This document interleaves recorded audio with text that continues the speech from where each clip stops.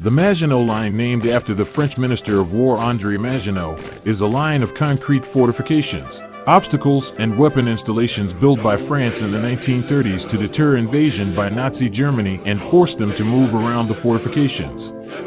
It was impervious to most forms of attack. Consequently, the Germans invaded through the Low Countries in 1940, passing it to the north.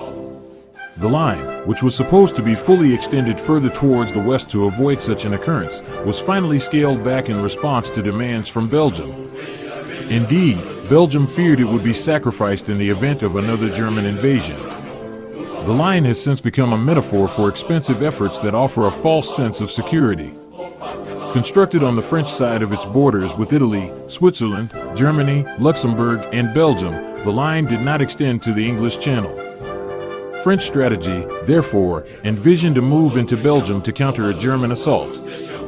Based on France's experience with trench warfare during World War I, the massive Maginot Line was built in the run-up to World War II, after the Locarno Conference in 1925 gave rise to a fanciful and optimistic Locarno spirit.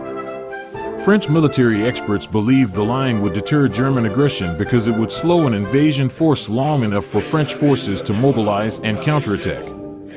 The Maginot Line was invulnerable to aerial bombings and tank fire. It used underground railways as a backup.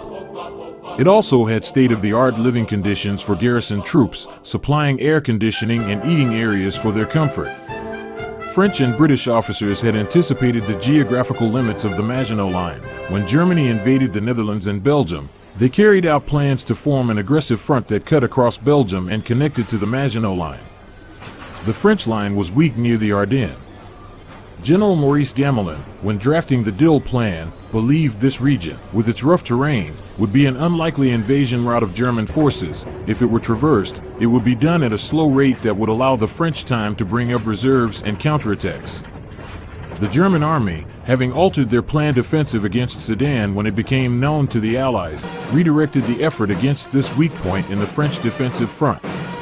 A rapid advance through the forest and across the River Meuse encircled much of the Allied forces, resulting in a sizable force having to be evacuated at Dunkirk and leaving the troops to the south unable to mount an effective resistance to the German invasion of France. The World War II German invasion plan of 1940 was designed to deal with the line.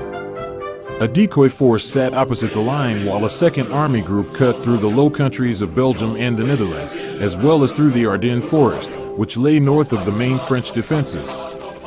Thus the Germans were able to avoid a direct assault on the Maginot Line by violating the neutrality of Belgium, Luxembourg, and the Netherlands.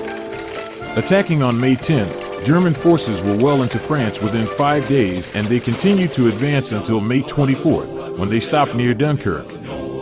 During the advance to the English Channel, the Germans overran France's border defense with Belgium and several Maginot forts in the Mobilise area, whilst the Luftwaffe simply flew over it. On May 19th, the German 16th Army captured the isolated Petit Auvergne-la-Ferté, southeast of Sedan, after conducting a deliberate assault by combat engineers backed up by heavy artillery, taking the fortifications in only 4 days. The entire French crew of 107 soldiers was killed during the action.